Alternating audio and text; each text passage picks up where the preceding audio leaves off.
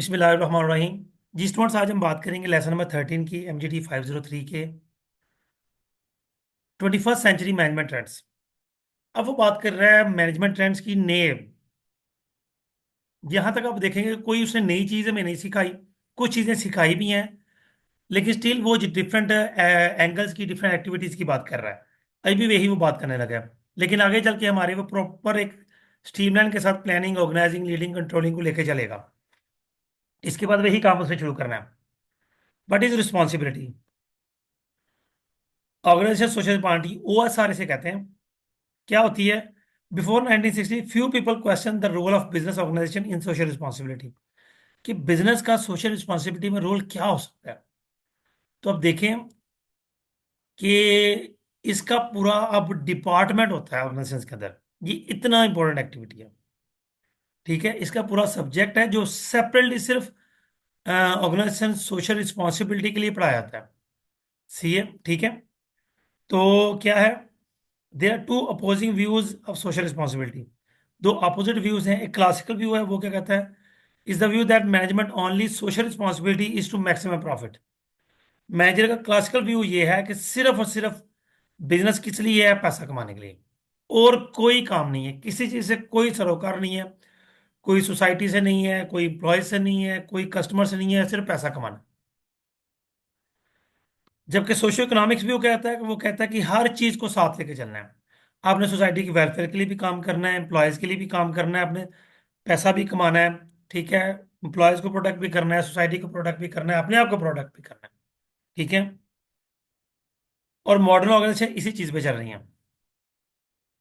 There are 10 major arguments of social responsibility. Public expectations, long run profits.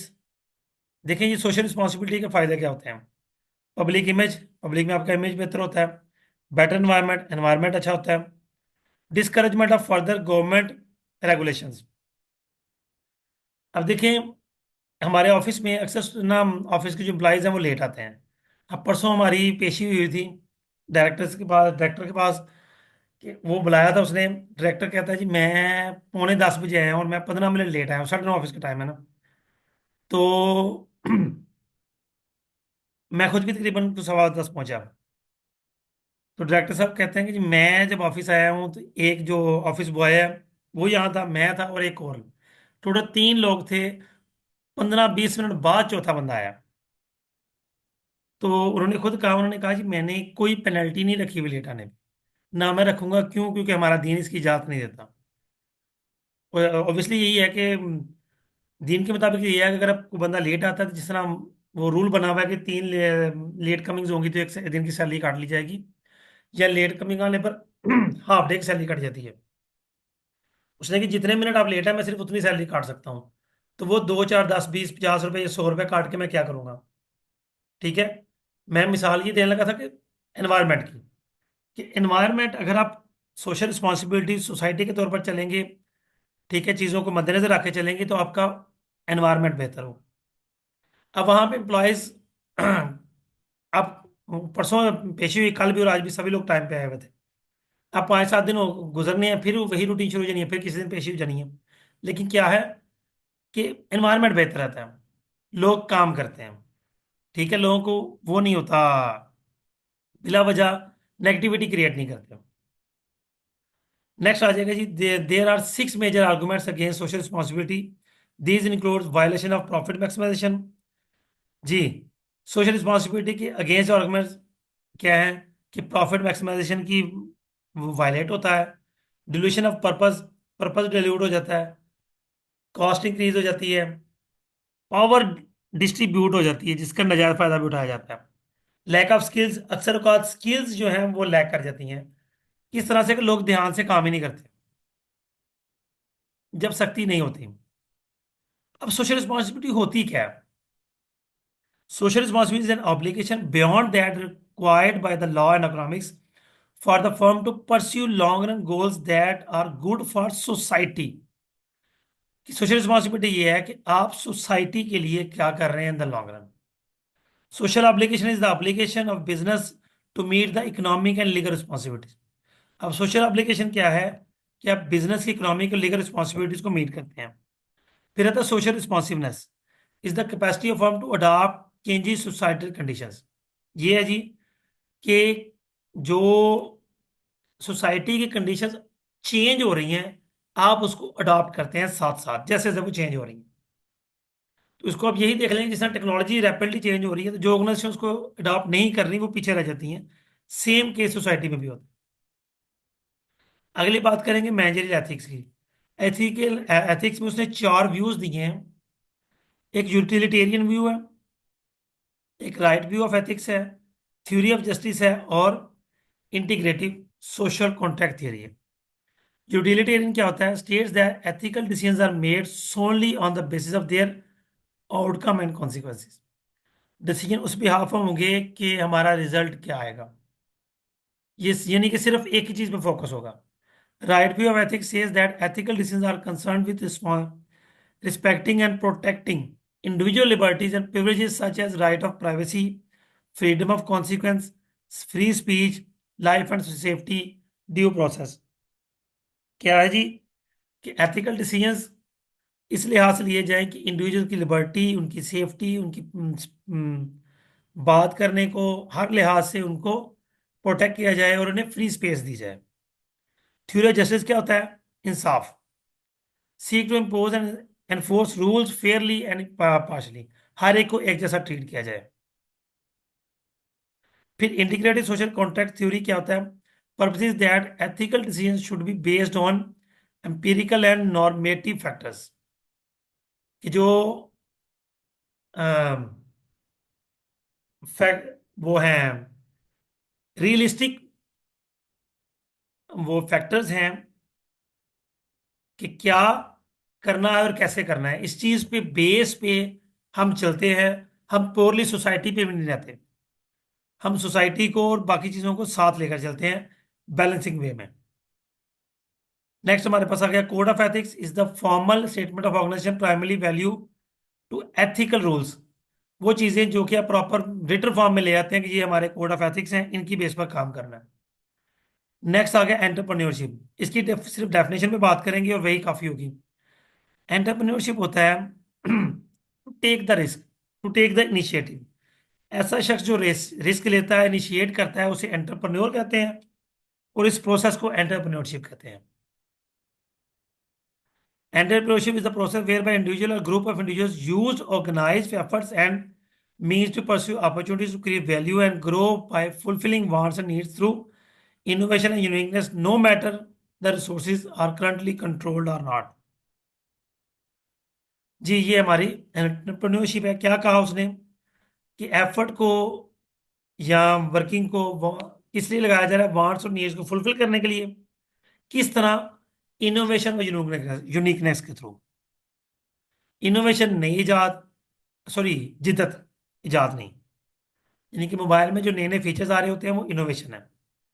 अगर invention होता तो वो इजाद होती। Final important theme in entrepreneurship is growth. They are not content to small, stay small और small in size. Growth अपने business को, अपने आप को, अपनी सोसाइटी को, अपने रहन सहन को, हर चीज को बेहतर बनाना ग्रोथ कहलाता है। मैनेजिंग इन ई बिजनेस वर्ल्ड। ई बिजनेस क्या होता है? ई बिजनेस बेसिकली आप इलेक्ट्रॉनिक कॉमर्स जब कर रहे हैं, ऑनलाइन बिजनेस कर रहे हैं, तो सोशल मीडिया, तो ऑनलाइन साइट्स, तो वेबसाइट्स, ये आपका ई बिजनेस कहलाता है।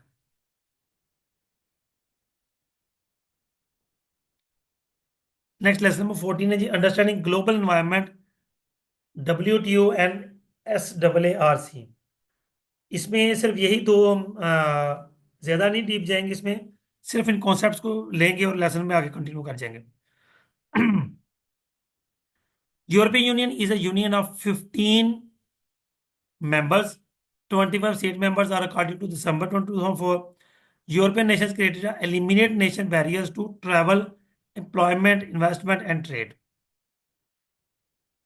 ये जी इसमें 15 स्टे 15 स्टेट शामिल हैं, जिनमें जिनके 25 टोटल मेंबर्स हैं। कब बनाई गई? फरवरी 1992 में। नहीं sorry, the primary motivation of creation, हाँ, क्रिएशन 1992 में क्रिएट हुई फरवरी में। ये एमसीक्यूज है, ध्यान रखिएगा इसका। और यूरोपियन यूनियन बेसिकली क्या है कि इन्होंने अपने यूरोप के जो ममालिक हैं उनमें बैरियर्स खत्म कर दिए हैं। एक ही वीजे पे आप, उसे शेंजन वीजा शायद कहते हैं, आप 15, यानी कि इसमें 15 तो वैसे लिखा हुआ है, तो 40 के करीब स्टेट्स हैं, सारी की सारी आप घूम फिर सकते हैं, विजिट कर सकते हैं। नेक्स्ट हमारे पास आता है north America free trade agreement. Is the agreement among the Mexican, Canadian and US governments in which all barriers of free trade will eventually be eliminated. ये भी आपका एक एमसीक्यूज है, इसको देख लीजिएगा। फिर आता है association of south south east Asian Nations is a trading alliance of 10 Asian nations. In future, Asian regions promises to be one of the fastest growing economic regions of the world. ये आपस में बनाया गया था, लेकिन इस पे कोई ज्यादा काम नहीं हुआ, लेकिन ये एसोसिएशन आज भी मौजूद है। इसको 1997 में बनाया गया, बट कहते हैं जी इन फ्यूचर इसमें बहुत ज्यादा काम होगा और ये बड़ा फायदेमंद और ग्रोइंग नेटवर्क होगा। देखें क्या बनता है। South Asian alliance for religion cooperation. South Asian Association of Religion Cooperation was established when charter was formed, adopted in December 8, 1985। ये डेट याद रखिएगा कब ये फॉर्म हुई। इसमें मुल्कों को से शामिल थे बांग्लादेश, भूटान, इंडिया, मालदीव, नेपाल, पाकिस्तान और श्रीलंका। इन्होंने अपनी सार्क के नाम से एसोसिएशन बनाई। मकसद क्या था? Platform for the people of South Asia to work together in a spirit of friendship, trust and understanding. और 2005 में अफगानिस्तान को भी इसमें शामिल कर लिया गया, लेकिन कहने की बातें हैं कि कितना ऐसा कुछ भी नहीं है। फिर आ गया WTO, world trade organisation is an international body which more than 100 countries are members.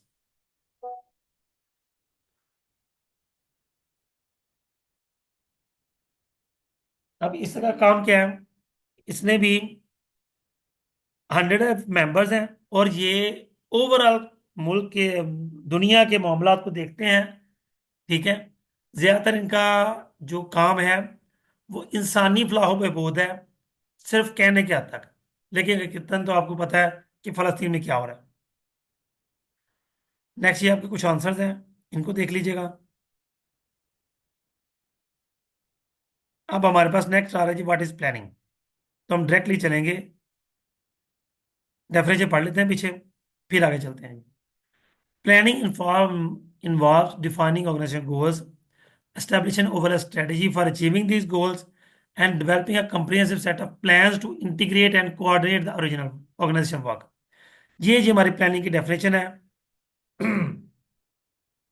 कि क्या होता है, सबसे पहले हम गोल्स बनाते हैं, फिर उन गोल्स को अचीव करने के लिए स्ट्रेटजीज बनाते हैं, प्लान्स डिजाइन करते हैं, ताकि हम ऑर्गेनाइजेशन के वर्क को ऑर्गेनाइज कर सकें, कोऑर्डिनेट कर सकें, इंटीग्रेट कर सकें, उसमें बेहतरी ला सकें। जी, लेसन नंबर 15 है हमारा जी, decision making and decision taking. Decision making process जो हमारे पास, इसके स्टेप्स डायरेक्टली पढ़ेंगे। टोटल हमारे पास जो स्टेप्स होते हैं उसमें सबसे पहला है जी, द ऑर्गेनाइजेशन प्रॉब्लम। हमें सबसे पहले फाइंड आउट करनी है ऑर्गेनाइजेशन की प्रॉब्लम। ऑर्गेनाइजेशन की प्रॉब्लम है क्या? Discrepancy between the current state और condition and what is desired. मसला कहाँ है और जरूरत किस चीज की है, ये that is called to find out the organisation problem. Next हमारे पास आता है generation of alternative solution steps to facilitate by using 4 principle associate with the brainstorming. 4 principles को चूज करके हम अल्टरनेट सॉल्यूशंस जनरेट करते हैं। Don't criticise ideas while generating possible solutions। Free will, that is offer even seemingly wild and outrageous ideas in effort to trigger more usable ideas for others। क्या है कि हम अब ideas generate कर रहे हैं, अल्टरनेट सॉल्यूशंस बना रहे हैं, तो हमें उसे किसी को क्रिटिसाइज नहीं करना, आइडियाज नए नए जनरेट करने की कोशिश करनी है। Offer as many ideas as possible to increase the probability of coming up the effective solution. जितने ज्यादा आइडियाज होंगे उतना बेहतर सॉल्यूशन फाइंड आउट हो सकता है। और फिर एट द एंड आइडियाज को कंबाइन और इम्प्रूव करना है, ताकि ज्यादा से ज्यादा अल्टरनेट किए जाएं। तीसरा पॉइंट है ये चूज द अल्टरनेट।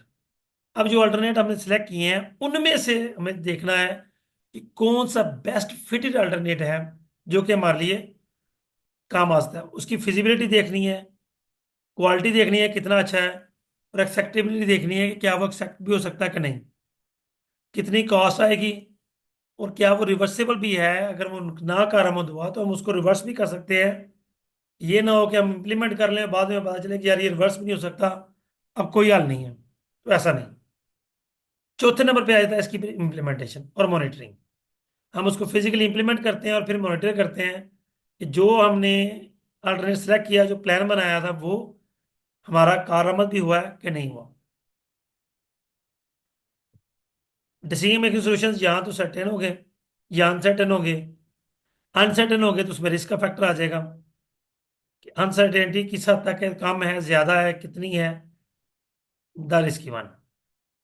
ले जी, यहाँ तक हमारे लेसन 15 तक हो गए। कल इंशाल्लाह हम लेसन नंबर 16 से 18 तक करके इस सब्जेक्ट को वाइंड अप कर देंगे। उम्मीद करता हूँ आपके लिए अंडरस्टैंडिंग होगा। अपना ख्याल रखिएगा, वीडियो को लाइक करना, कमेंट करना, शेयर करना हर किसी ना भूलिएगा। अल्लाह हाफिज़।